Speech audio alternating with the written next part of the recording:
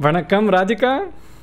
Vanakkam, Great to see Anand. you. Good, very good to see you. Thank you for inviting me for this podcast. My pleasure. So today my guest is Radhika Kulkarni. She retired as vice president at SAS, where she was responsible for the world's leading analytics software products portfolio. Under her leadership, OR gained recognition as a key contributor to scalability and performance of algorithms in statistics, machine learning, forecasting, data mining, econometrics, and so on. She has an outstanding professional recognition as a well-respected leader in analytics, with invited lectures and keynotes at international conferences, university distinguished lectures, and at customer visits. Radhika is an Informs Fellow and a Worms Award winner. She serves on many academic advisory boards, and in 2022, she'll be the president of Informs. Her current focus is to increase collaboration between all the disciplines needed for the successful practice of OR and analytics to solve complex problems. Radhika, thank you so much for accepting the invitation. I'm so happy. Ni Sakyama, how are you? Thank you, Anand, for inviting me, and na romba saukyam. Thank you. So, from which part of India do you come from? So I belong to Tamil Nadu, the state of Tamil Nadu, where the primary language spoken is Tamil. So that's why I can speak Tamil, which is what you just spoke a few words. Yeah. My mother tongue, though, is Telugu. So confuses people quite often, because how can you be from Tamil Nadu and still speak Telugu? Well, I do. So my mother tongue is Telugu. My home state is Tamil Nadu. So I speak both Tamil and Telugu. And I also learned Hindi in school. And my husband speaks Marathi, so I speak Marathi. So. Wow. Needless to say, you speak English too. So Yes, of course. yeah. Right. So you were all speaking Tamil at home in India? In India, we were speaking Telugu. Oh. With my family, I spoke Telugu. But I'm very, very comfortable in Tamil because my parents lived in Tamil Nadu when they were growing up, and they're comfortable in Tamil. So I can say, we are kind of dual lingual. But Telugu is what we primarily spoke. But I'm comfortable in Tamil as well. With your siblings too, you spoke Telugu? Yes. Yeah, I spoke Telugu and sometimes in Hindi, because we lived in the north of India for many years. So, Yeah, it's actually very common in India to speak multiple languages. yes, exactly, exactly. Right. Yeah, my dad is also from Tamil Nadu, and my mom moved to Chennai at a very young age and grew up there too. At that time, it was called Madras. So I can understand some Tamil and even speak some random words and short sentences. But எனக்கு தமிழ் நல்லா பேச தெரியாது. You're doing very well, Anand. But all in all, it's an incredibly difficult language to learn, right? It is, but not when you learn from childhood. Then it becomes easier. Yeah. My sister-in-law, she cannot tolerate me trying to speak Tamil for 30 seconds. So she immediately gets really upset and asks me to stop. I said, porum. She gets a little bit annoyed. But you lived in many places in India, right? Yes. My father worked for the central government in India, and for the Post and Telegraphs Department, actually. And so he used to get posted in multiple places in India. And we moved with him. And so I've lived in many different states within India. And as you know, in India, almost every state has a different language. So you kind of picked up some of the local languages. But I always went to an English medium school so that I didn't have to change my medium of instruction. And so that's how we manage. So I've lived in multiple places within India. Yeah. Different language with particular alphabets too, right? So Yes. The script is also different in almost all the languages. That's correct. Yeah. And what did you learn from living in different places in India? There are people might have different languages and different customs, but at the end of the day, I think the fundamental nature of everybody is the same. And by and large, most people were very friendly and very welcoming. So it was a great experience to live in many parts of India. Yeah, it's like almost living in a different country, perhaps. Yes. Yeah, I always say that living in the different states in India is like different living in different countries within Europe. Where everywhere there is a different language, and in fact, in India, you even have a different script, as you said. So, yeah.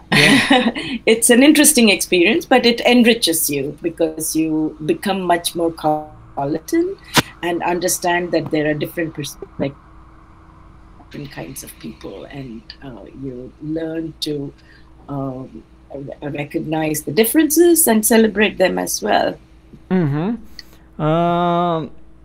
I saw in one of your interviews that at some point you were the only girl in your math class in high school. Yeah, I did my high school in a city called Bhopal in the state of Madhya Pradesh. So when I joined there, we had to pick whether we want to study maths, physics, chemistry, or biology, physics, and chemistry. So in ninth grade, my path was pretty much determined because I chose math, physics, and chemistry. And in the maths class, I realized that I was the only girl in the maths class. It was a small class, but that didn't bother me. It was still because I liked the subject and I think I was pretty good at it. So it was a nice experience for me to there. The maths teacher, he was very supportive, and he would also always that he would call upon me to answer questions, and I was the best student in the class. So it actually so I felt like, hey, I have a right to be here, and the teacher was very proud of me, and so that helped. Very good. You were actually stuck for a year because you were very young to start college. Oh, yes. That's an interesting part of my life because I finished in Bhopal in the state of Madhya Pradesh. I graduated from high school, and that's when you start undergraduate. And just when I graduated, my father was transferred to Tamil Nadu, where Chennai or Madras is. Mm-hmm. And in Tamil Nadu, they had a very strict age requirement for admission in college. You had to be 15 years and 6 months old. I was going to complete only 15 years and 3 months. And so no matter what we tried, they would not waive that restriction. So unless I went out of state to a different school somewhere, college somewhere else, I decided that I would stay with my parents, but I could not start college. So pretty much one whole year I spent between high school and college. That was a tough year for me because I felt like, oh my God, what if I can never get to college? But, it turned out to be a good thing in some ways because I got a chance to learn German. I took some German classes, and then I started learning Veena, which is a musical instrument. It's one of the ancient musical instruments in India. Mm-hmm.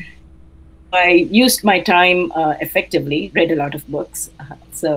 And waited for the year to get over so I could join college. Yeah, which was not that bad after all then. Yeah, it wasn't bad, but at that time you can imagine you're 15 years old and wondering, oh my God, everybody else is going to college, I'm not going. Will I ever get there? Yes. 1 year seems like a long time at that age. Yeah, my party, which is my grandmother from the mother side, she used to play Veena as well. I heard from my mom that she even attempted to play some Beatles songs, in the 60s. I see. Oh, so, nice. Yeah, nice. Competition for entering college can be very, very high in India. Did you have a tough time to join university? So when I joined Madras, I joined Madras Presidency College in 1972, a year after my high school. And the admission process basically based on your high school marks and your high school grades, how well you did in high school and what your subjects and grades were. And I did do pretty well in high school. I was one of the top students in the entire state. And, in India, in a state, the board exam has hundreds of thousands of people. So, I had a good record. And so getting into Presidency College was fairly easy, if I say. So it wasn't too difficult. Yeah, good for you. Yeah, my mom also went to Presidency College, but for master's in chemistry. I think she finished around 1965, so a few years before you joined. Yeah. So how about joining IIT for master's? Was it difficult? Yeah, so when I finished my undergraduate in 1975 with a bachelor's in mathematics, by that time my parents were already in Delhi. They had moved to Delhi. So I knew that I would like to go back and be with my parents. And so I went there. And I applied to IIT Delhi for a master's. And again, they went by your grades in your college, as well as they had an entrance exam, which included an oral interview. So we had to go to the interview. They asked us some questions, and then based on that, they selected the students. And so that's how I got into IIT Delhi. Mm-hmm. So I did a master's in mathematics. Right. Did you study any OR subject during the master's? There was one subject where we touched a little bit about optimization, but not in much depth at all. It was just a brief introduction. Mm-hmm. So we did mostly analysis and functional analysis, linear algebra, and those types of things, category theory, and stuff like that. I see. Yeah. But why did you decide to leave India for higher studies? So when I finished my master's, or the last year of my master's, I was exploring about taking up a job in India. So I was thinking of actually going into government service, just like my father. So I was thinking of writing the government service exam for that. And I was sort of preparing for that. But at the same time, I had this desire to do a lot of traveling. Traveling was very keen. I was very keen to go abroad. I also was keen to do more maths, and so it seemed like a nice opportunity to marry the two desires together. And I, towards the in this final year, when I started my second year in masters, I started looking at applying for colleges and universities in the U.S. And then I ended up in the US after that. Did you apply to multiple universities? No, actually, I applied. The only university I applied to was Cornell, and there's an interesting story behind that. Please tell me. So, when you're applying, as you know, when you apply to universities, you have to put in your application form with an application fee and all of that. And way back in 1977, it was, I'm sure it was like $20 or something like that. But in India, it was more money. It was a lot of money. We come from a middle class family. So it was, applying to multiple universities would have been a problem. It was also a problem because you had to send the money in foreign exchange. So you had to get an application from the Reserve Bank of India, convert the Indian rupees to dollars, and then send it. So it was a lot of hassle.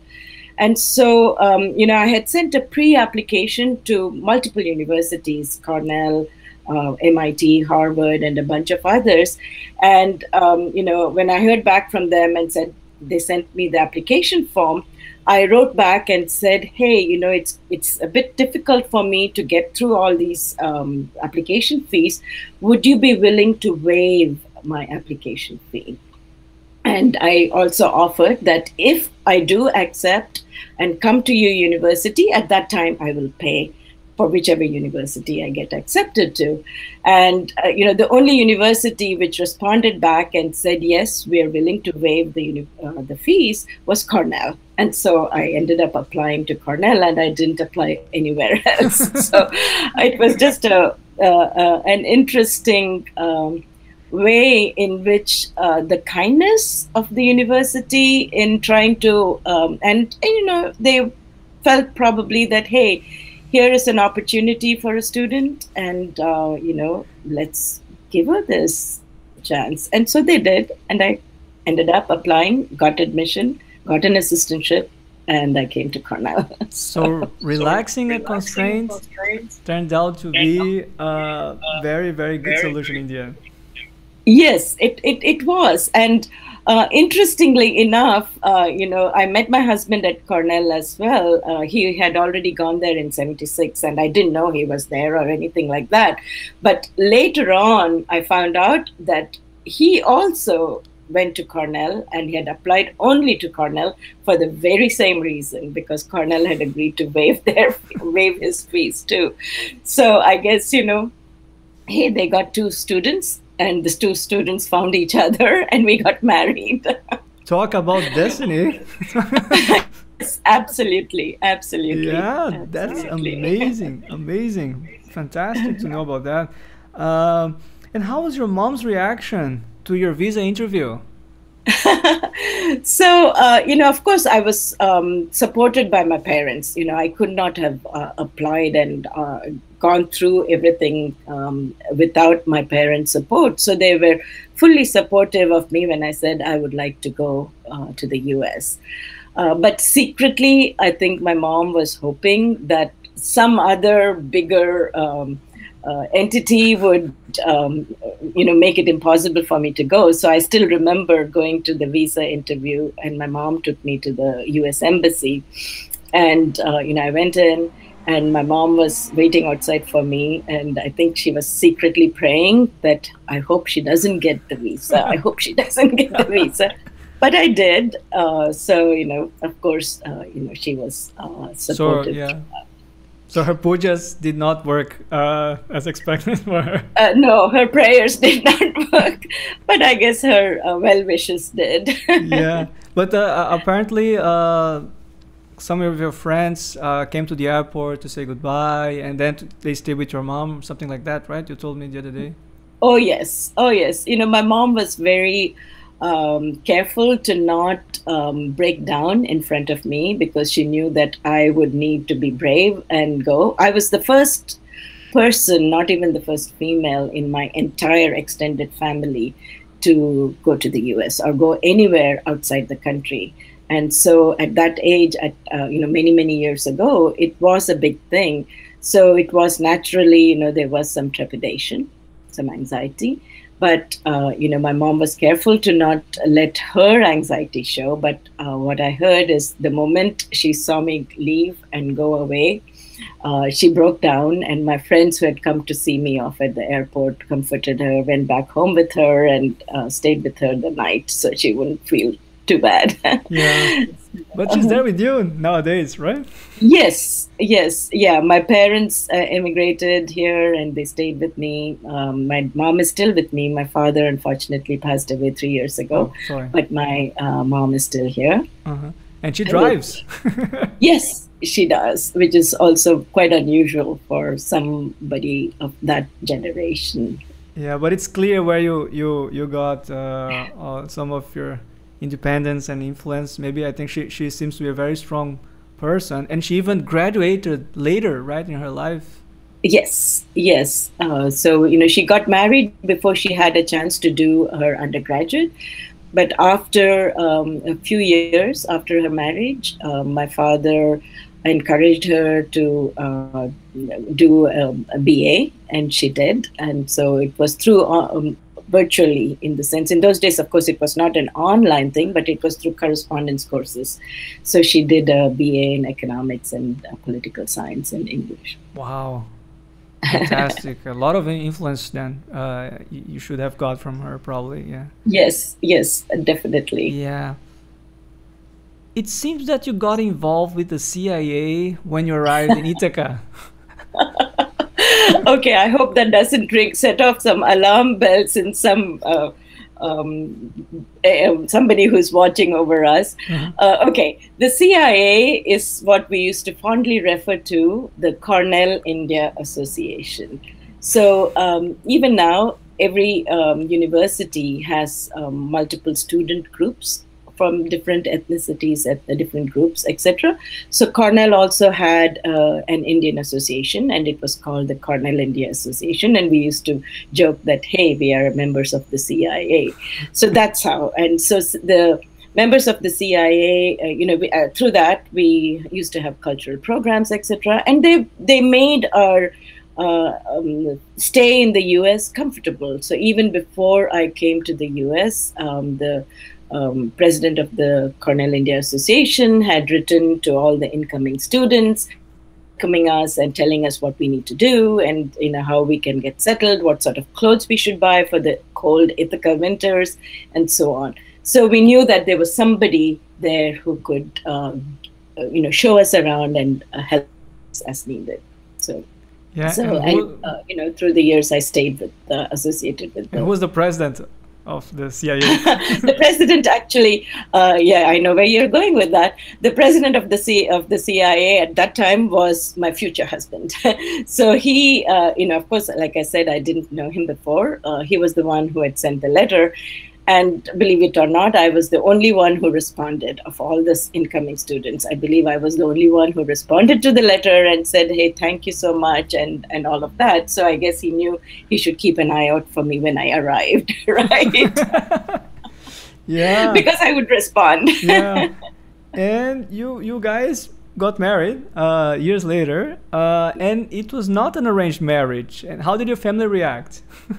My parents were very supportive, and so that helped, of course. There was a little bit of resistance from my husband's family, but they love me a lot now. I'm one of their favorite sister-in-law, aunt, etc. So and I think the fact that I can speak Marathi with them, which is their language, my husband's language, also made it easier, so I could communicate as one of them. And, so when we go back to India now, the people I visit are mostly my in-laws, because my family, my immediate family is all out of the country. Mm. So when we go to India, we spend most of our time with my in-laws. Did you get your horoscopes checked? No. No, we did not. Okay. Yeah. So there at Cornell, you really got to know more about OR, finally. Yes. So I came to Cornell to do my PhD in mathematics, since I had done my undergrad and master's in maths. And, I figured that the straight path was a PhD in math. And I came there in 1977 fall, started doing courses. And one of the requirements for a math PhD was to do a minor in some other subject. And I had picked operations research as my minor.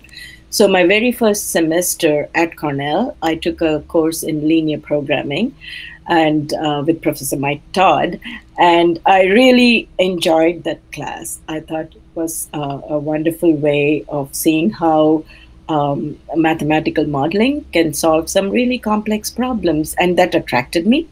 And so at that point, I decided, hey, can I just switch to a PhD in OR? And I spoke to the maths department, the OR department, and they were very considerate, accommodating, and helped me to switch. I had a teaching assistantship from the maths department, so for them to be able to say, okay, you can continue in OR, you can still continue to be a TA in our department, teach calculus. I used to be a TA for calculus. So for 2 years, I was a TA for calculus in the math department while I was doing my started my PhD. The 2 years I had a research assistantship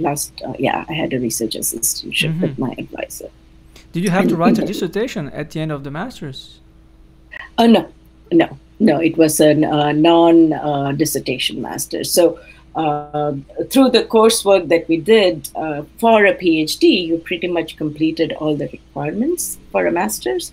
So of 2 years, I got a master's in OR and continued on for my PhD. Right. And based on your list of publications, one can see that your PhD research had to do a lot with statistics and optimization, right? Yes. So the subsection of statistics where I was working, which was still part of the OR department, is known as ranking and selection. It's about selecting the best of different populations, different kinds of populations, etc. And my PhD thesis was a combination of using some. It was a sequential procedure, and to find the optimal stopping rule so that we can select the best of Bernoulli populations in the minimum number of observations, with the same probability of success, as if you had to take the entire set of samples. So it was an interesting application of some dynamic programming and optimization and the statistical principles. Yeah, you had to visit several areas of OR, or sub-areas, if you will, to address that project. Yeah, right. Was there an experimental part? If so, which programming language did you use?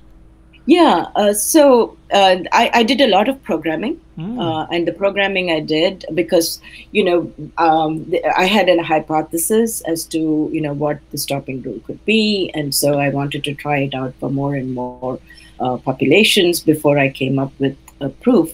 And so, I used a form of PL1. Cornell had its own sub language, and we called it PLC. I guess and I used PLC for that. Punch cards and all that too, right? Yeah, punch cards. yeah. This was between 77 and 81, so it was all with punch cards. Uh-huh.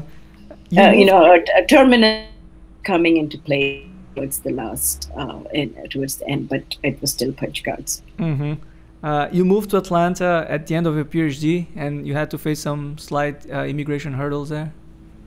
Yeah. So my husband, like I said, he was a year ahead of me, and he finished his PhD in 1980. And I was just in the middle of doing my dissertation at that point. So I knew that I still had at least a year more of work to do. But my husband got a job as a visiting professor at Georgia Tech. And so we were in a dilemma as to whether he should go ahead and I stay behind in Ithaca while I finish my PhD, or should I accompany him and do my PhD long distance? Yeah, and remember, this was the days when we didn't have internet or as easy an access on the phone even, actually. And so it was a big decision for us. But my advisor, Professor Beckhofer, was very kind. He said that, Radhika, go be with your husband. I will make sure that you can continue to work with me, and I will make sure that I respond back to your posts. I used to write things by hand and send it by U.S. Post Office, etc., U.S. Postal Service, etc. And he was very prompt, and we used to have some phone calls, call from there. But there were some challenges in the following sense, because in order to stay in the U.S., I needed to maintain a student status, right? Mm-hmm. And so if I were to leave Cornell, I could no longer be a full-time student at Cornell, but I could be a student in absentia at Cornell. Mm-hmm. But in order to maintain my immigration status as F1 student, I needed to be enrolled in some university somewhere. And so at that point, we reached out to Georgia Tech and the business school, which is where my husband got his first job. They were very kind. They explored what was possible, and the School of Industrial and Systems Engineering at Georgia Tech agreed to let me come there as a student. But I was not going to take any courses, but they even gave me a teaching assistantship so that I could teach a class. So I got some money, which was important. Uh-huh. And I had access to the computing facility because I needed to do programming too. And so I did my work there. So I could do my PhD with my advisor. I could continue to stay connected to the university. And I taught quality control one year, and I think one semester, and then I even forget what the other class was. But I taught while I was there. And so I was able to maintain my F1 student status. Yeah. It was So so, eventually, thanks. I always thank both Cornell for letting me do this and Georgia Tech for welcoming me with this option. yeah, very So, nice of them. Yeah, indeed. yes. Eventually, you graduated. You got your PhD degree, and your husband found a position in North Carolina, and Correct. you both moved there.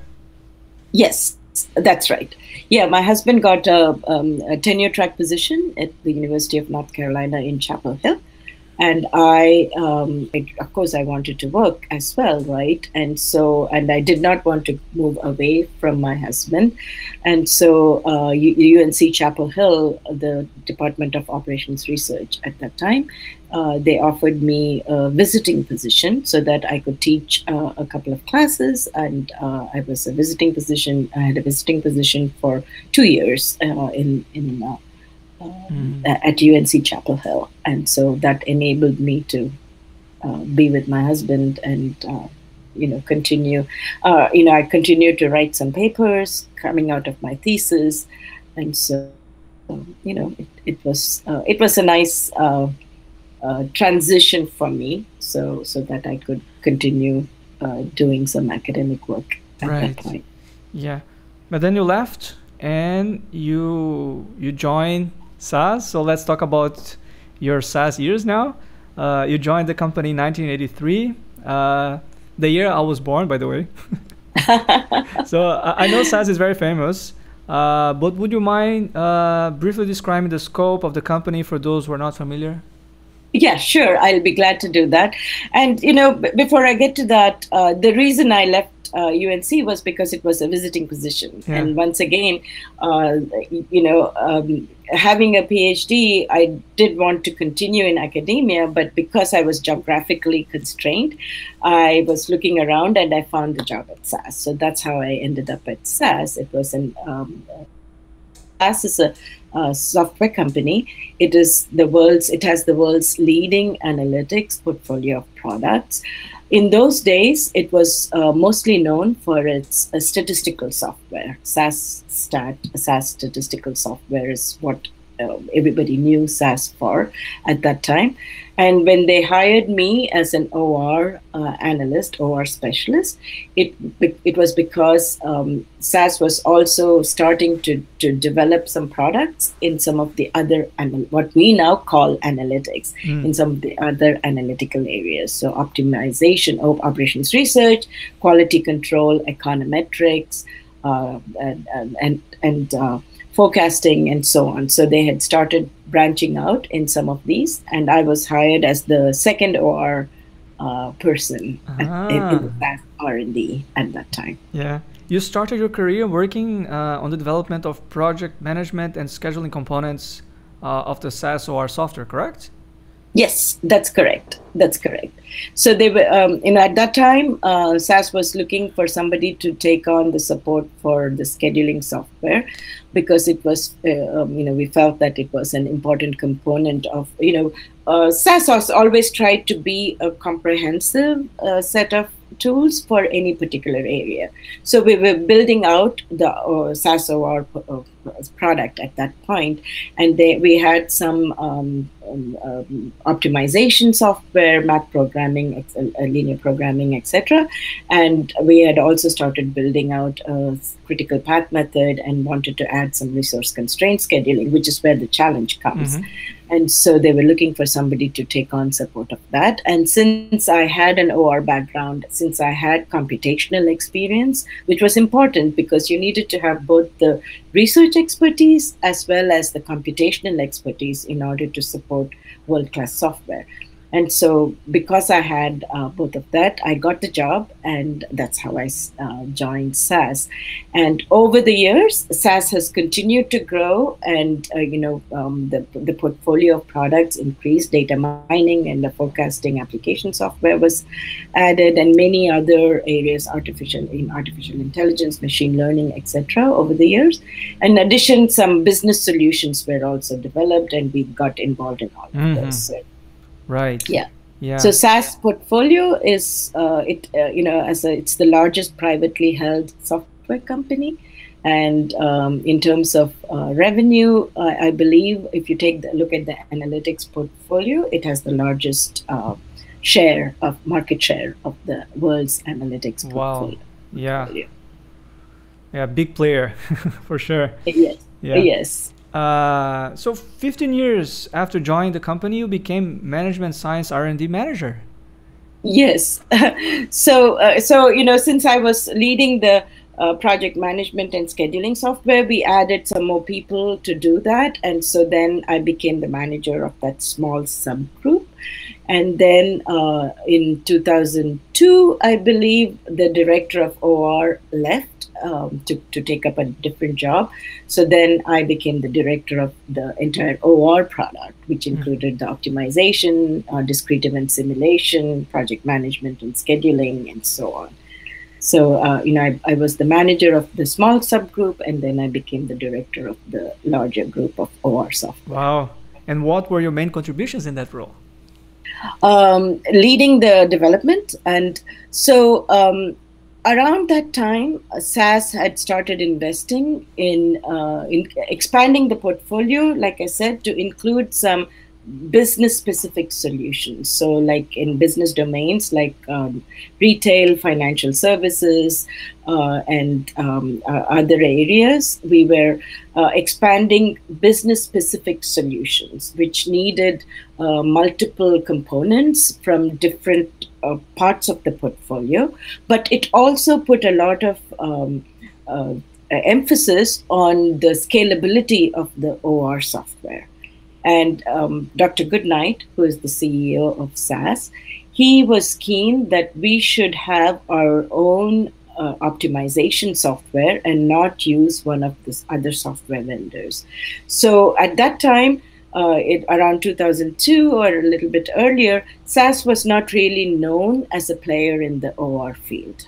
So, we still used to go to Informs and showcase our product, but it was, people knew us more as a statistical software, not as an optimization software.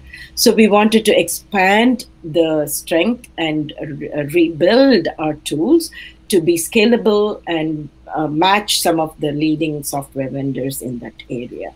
So Dr. Goodnight gave me the charge to totally revamp our software. So we started from scratch and rebuilt the entire optimization portfolio, which included linear programming, mixed integer programming, nonlinear programming, and some heuristics, and so on. So including all of these, that became a big charge. So our group, which used to be just about 10 people, over time expanded to be more than 35 to 40 people. And we were charged with making our software world-class. In addition, we were charged with the task of providing custom components to our business solutions. So if there was a retail optimization product which required some specific types of solvers, which were not the generic solvers, our team was responsible for that. So, because some of the retail optimization products require a lot of complex nonlinear programming techniques. So we had to build some of those. For the markdown optimization, we needed to have some dynamic programming software. But building a generic dynamic programming software is difficult. So, but for a specific business problem, we found ways in which to solve that. So my team was responsible for doing all of that. So my charge or my responsibility was to make sure that we hired the right people, gave them the right opportunity to build all of these software products. So you probably had a squad of a lot of Ph.D. Yes. researchers there. I Yes. mean, a squad. Yeah. We had a whole team of really top-notch, and SAS still does, of top-notch PhDs in OR. And in every one of the analytics area, we hired really top-class researchers. Yeah, should have been a very good environment. And I wonder how many female employees were working in the R&D at that time, roughly. So, I went back to try and think about that. So when I took over as the director of OR in 2002, we had, I believe, one student employee, female student employee.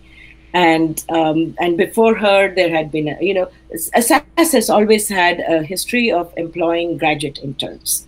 So we had, we had one or two student employees, but no full-time employee, female employee in the OR department. There had been in the statistics department, which was parallel to mine, we did have, I believe, one female employee at that time. Over time, the membership, the number of female employees grew.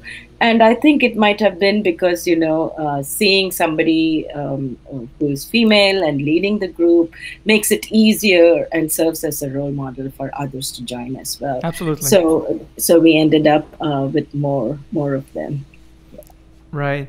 And you became, as you said, senior director of the Advanced Analytics R&D division of the company, and soon after that, vice president. And among many efforts, you wrote in your CV that you evangelize externally the breadth and depth of the SAS analytics portfolio and the value of analytics in solving complex problems. Can you please comment on this? Yes. When I was the director of OR, I realized how valuable the optimization component could be for other products. I also realized how wonderful and how important it is for the interdisciplinary collaboration between the optimization folks, the statistics folks, and so on. So I proposed to our senior leadership that it makes sense to pull all of these different analytical groups together into one division, and I made the case, and they accepted that, and so they created the analytics division, leader of the division. So I became the senior director at that point, and over time, that position got elevated to a vice president level. But the main focus, the main direction that I gave to the division was the importance of ensuring that there was good collaboration among all these teams. Because, sometimes you may not even realize, but if you're trying to solve some specific problem in statistics or data mining or machine learning, there may be some solver that could help them, and they may not be aware of that. Yeah. And vice versa, trying to use a particular solver for one of these methods might give rise to some research problem, which leads to the improvement of the solver, or maybe creating some custom solver or custom solution method for that. So this interdisciplinary collaboration helped a lot. Also, building the business solution meant that we needed to combine the expertise of all these different groups to build the overall solution, in addition to the data management layer, right? There is the data, and then you put together the different pieces. So for instance, I mentioned retail optimization. In markdown optimization, you need to have some forecasting techniques. You need to have some excellent data manipulation techniques. And then you need to build some custom solvers to solve the problem, and so on. So having this team work as one large interdisciplinary team made it possible to do that. So in the course of doing this, I realized the value of thinking about analytics as an umbrella where all these mathematical modeling techniques come into play.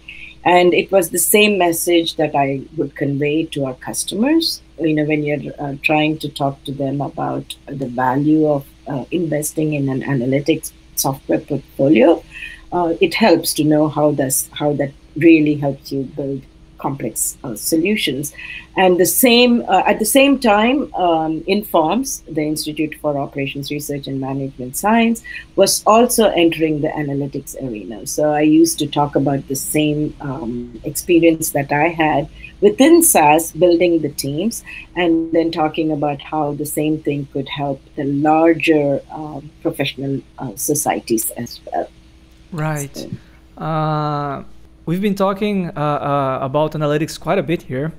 And I think it's important to take the opportunity to clarify the relationship between analytics and other fields such as data science, machine learning, AI, big data, optimization, OR, digital intelligence, decision science, business intelligence, and so on. To many people, including a lot of students, some of them are my own, these areas are just a bunch of buzzwords, but without an actual clear meaning, right? Yeah. And, believe me, it's not confusing just to the students, but, many folks. Over time, I think the term analytics has been accepted by a lot of folks. Data science has also been used. When you think of analytics, and especially some of the analytical modeling concepts, then you're talking about mathematical modeling.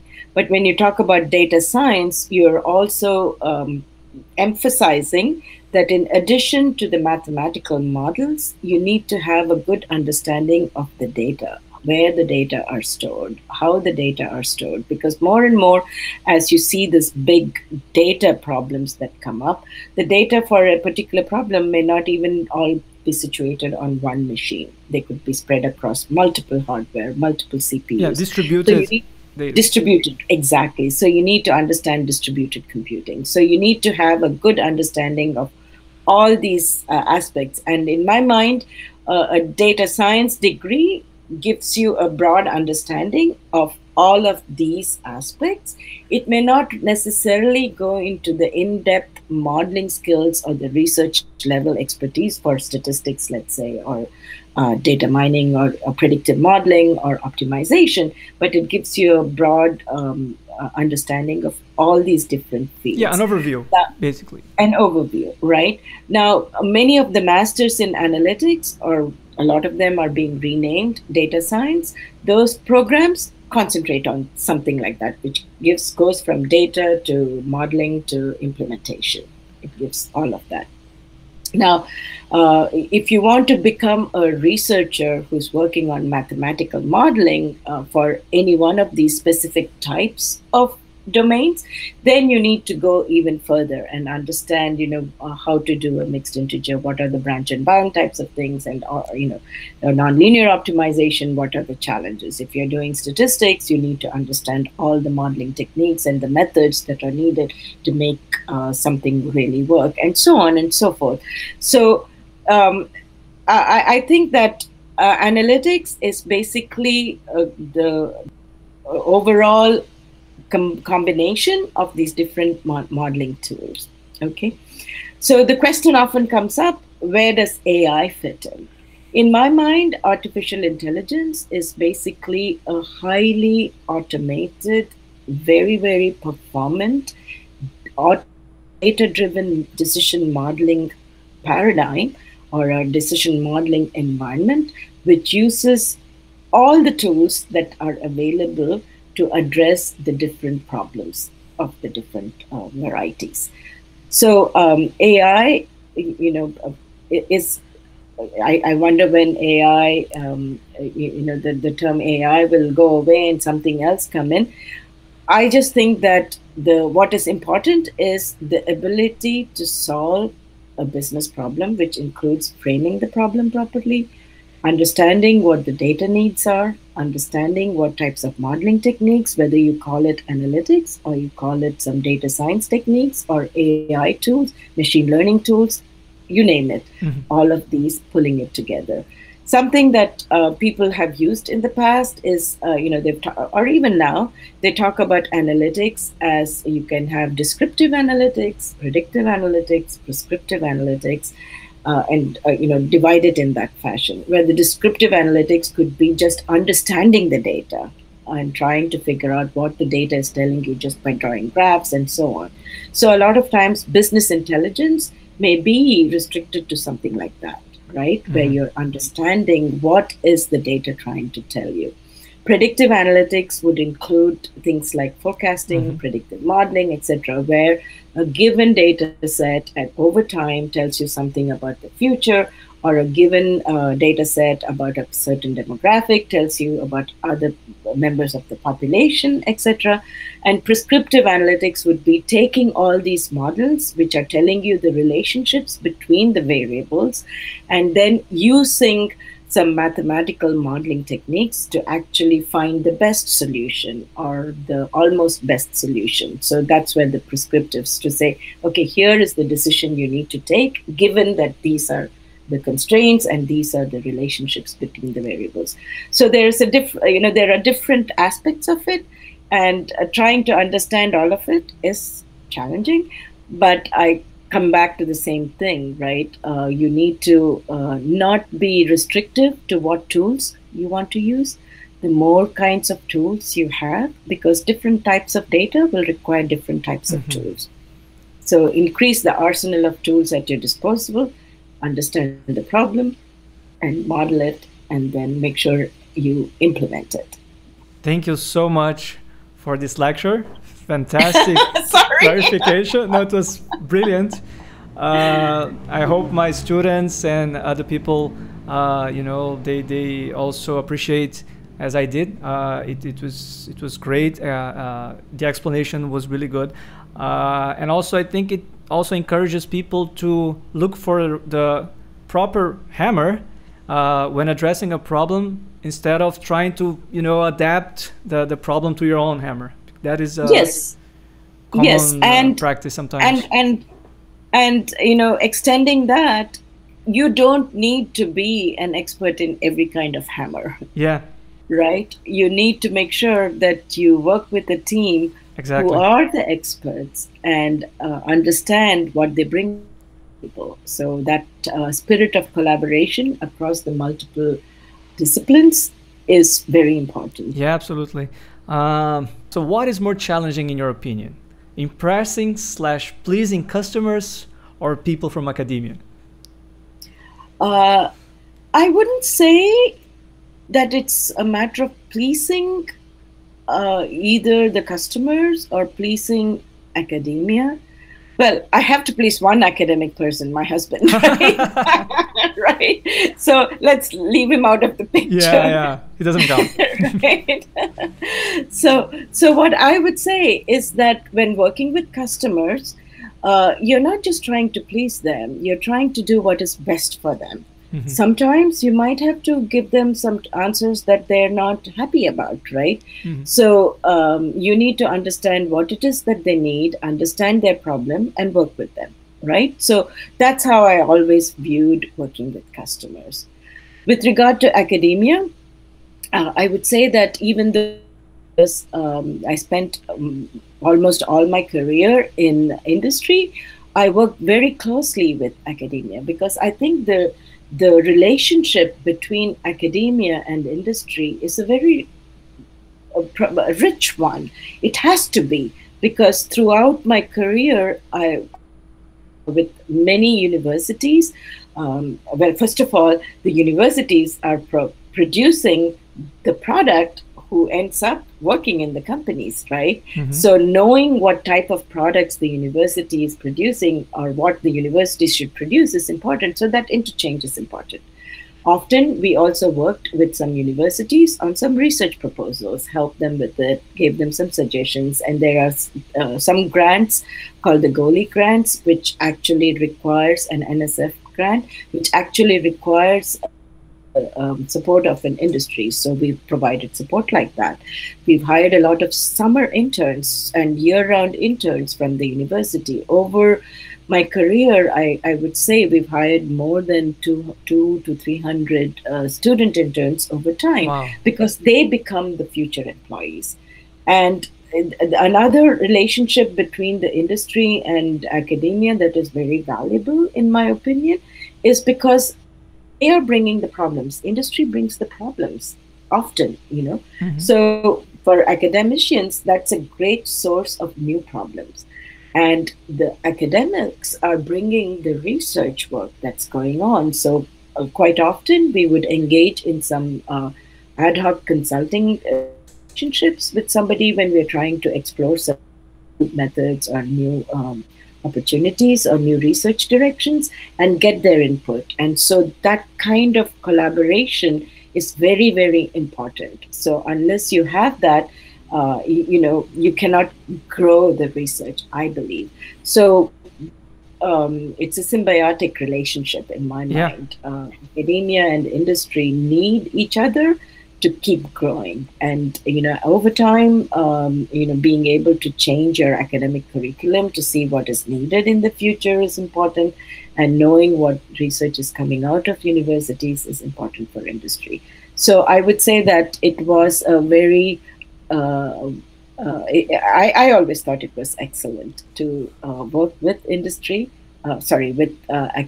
academia, and I've enjoyed that relationship, and I think it's very important for all of us to continue that. And you'll see many academic researchers who are working in some real challenging problems, and so real world problems. So understanding what they've done is important, and reading their research papers is important. Yes. Yeah. Thanks for sharing your views on this. It's really, really nice. But Radhika, one thing that drew my attention is the fact that you still wear sari, that the traditional Indian dress, after all these years. It's almost like a trademark in the OR community, I must say, at least in America. Did you have any negative experience because of that? For example, when attending business meetings or even conferences such as those promoted by Informs? I would say no. I've always felt comfortable in a sari, and when I went for my first interview at SAS, I went in a sari, and nobody commented on it, nobody objected to it, and it didn't seem to raise any eyebrows. And so I said, hey, I can continue to stay comfortable. And I did. And I guess at the end of the day, especially when you're in a professional environment where everybody is interacting on the basis of their strengths, what you're wearing, what you like, how is not as important as the ideas at the table or how much you contribute. So as long as people see that you have value to bring and that you are doing your best to succeed for yourself, for the company, for the group, then that's what is important. So it doesn't matter what outfits wear. And so over time, I've always worn a sari, as you noticed, and it is a trademark. It is my brand, right? More recently, somebody once used the term superpower, and I like calling it my superpower because people remember me, right? Even years after a conference presentation, somebody might say, hey, Radhika, I remember you gave this talk and this is what you said. So maybe it was the fact that I stood out. And then, of course, I gave a decent enough talk. They remembered me. But I think it helps, right? And I feel comfortable in it. So I've never been about it. Yeah, but yeah, that's fantastic. Of course, I'm biased for obvious reasons, but I think it's lovely. I think it's encourages other Indian women, to stay true to their roots and not trying to, be maybe that much westernized or trying to fit just to be accepted. And also talking about being accepted, do you think that the fact that you didn't have much of a trouble in that sense, both in university and a company, that potentially helped you to develop your leadership skills, your assertiveness and things like that, do you think that has some relationship? I think in a way I would extend the attire and the dress that one wears and whether you're comfortable in it or not, to also the gender factor, right? So a lot of people ask me, have you ever felt uncomfortable because you're a woman, and have you had to change how you behave contrary to what you would do in order to succeed. And I've always felt that if you, just like your dress or what you wear, being female or non-binary or any other classification, if you are bringing something of value to the table and you are true to your to what you need to do, I think that's what counts. People also ask me, have you had to change how you behave, as a woman leader? What is it that makes you successful? Do you need to be assertive, or do you need to be to be accepted? Because a lot of times people feel that if you're a woman and you need to succeed in a leadership role, you have to show your assertiveness in being more bold or being aggressive or super confident. Yeah, right.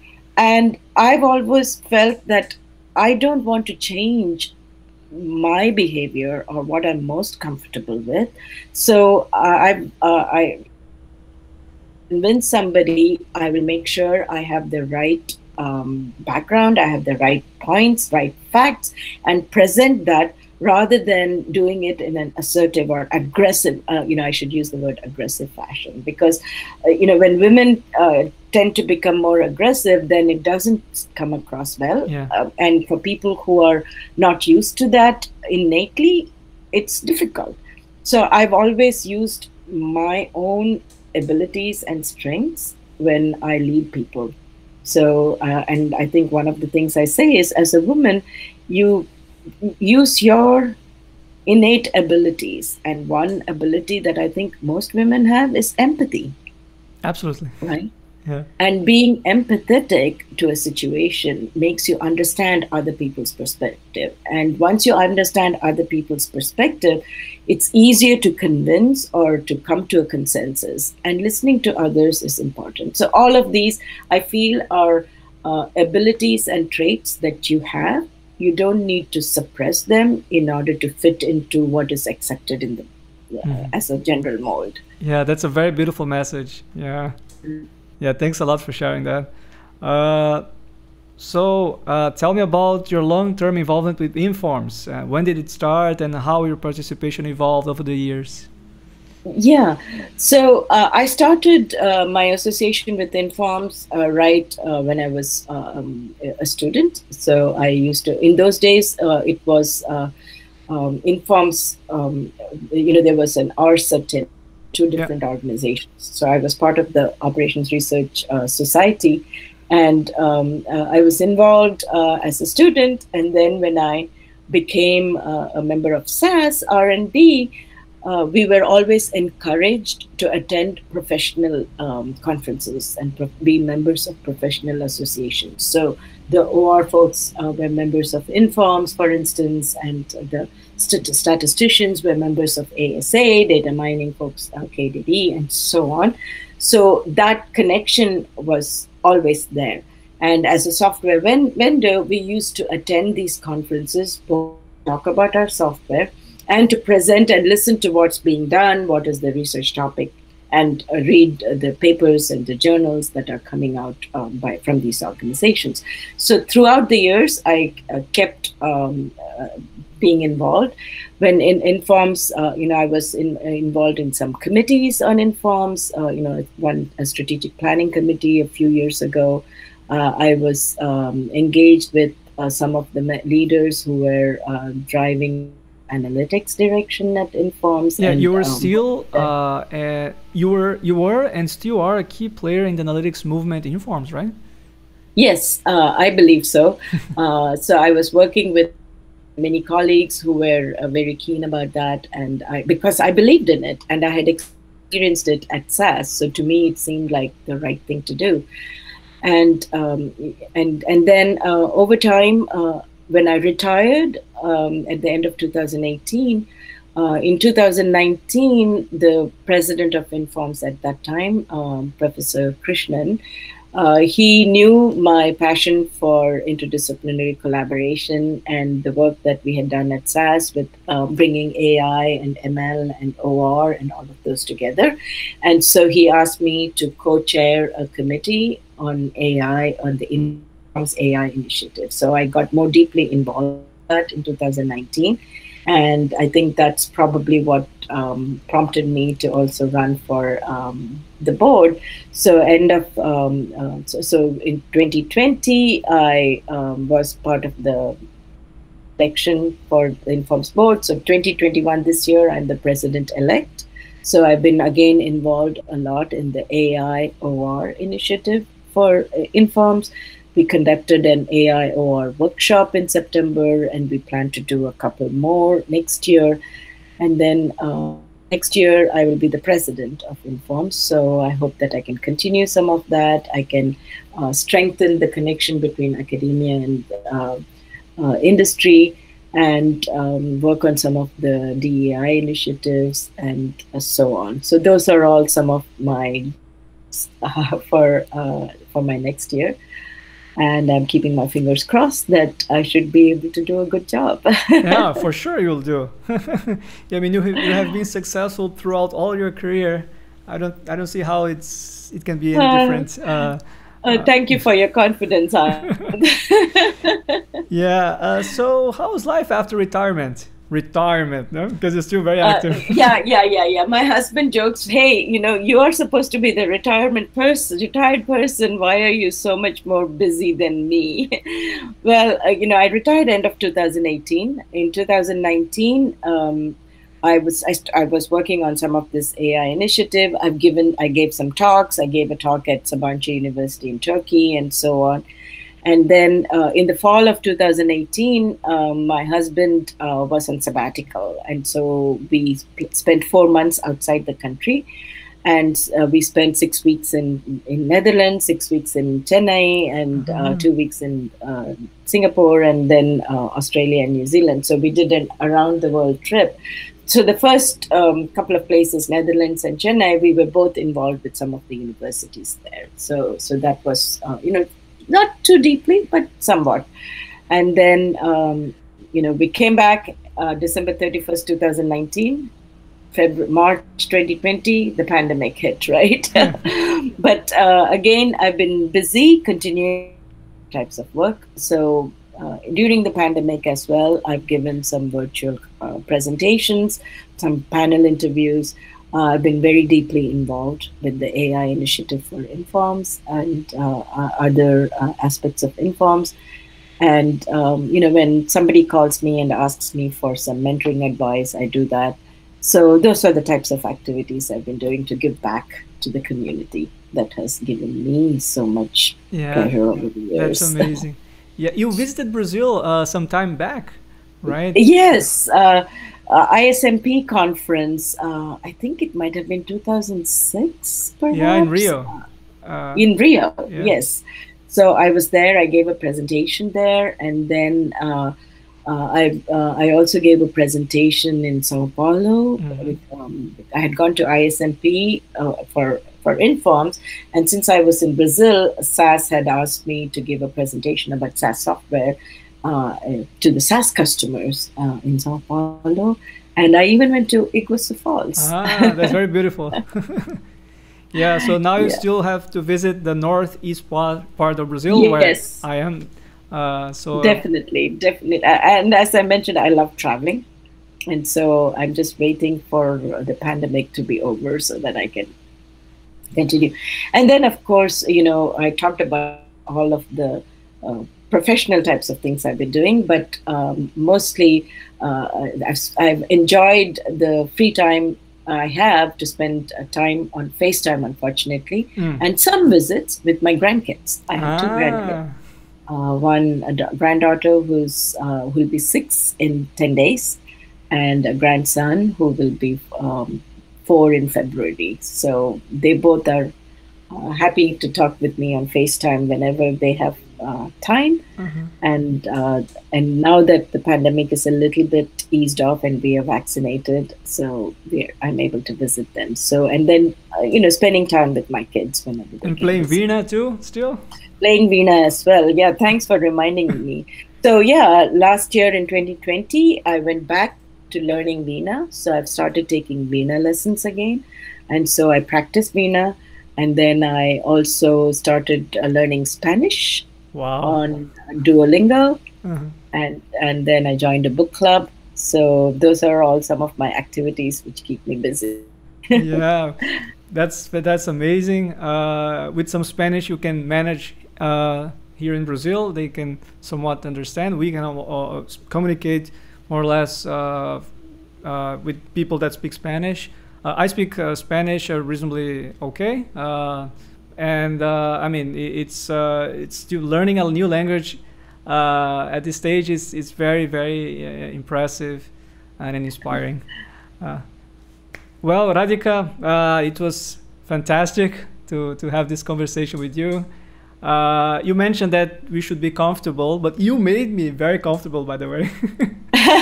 Thank you. Thanks, Anand. Yeah. You've been very kind in how you helped me prepare for this and all of that. So thank you very much. That's my pleasure. I mean, I'm really happy that we connected. As I said, you're most welcome to visit us here. And I would love to. Yeah, I just want to say thank you very much for your time and for doing this. Thank you very much. Thank you very much, Anand. How do you say thank you in Portuguese? Obrigada? You should say obrigada. Obrigada. Okay. Right. So I will say in Tamil, Rombo Nandri and Namaskaram. I'll say here, Namaskaram. And talk to you soon. Ciao. Bye. See you. Thank you. Thank you. Bye. Bye.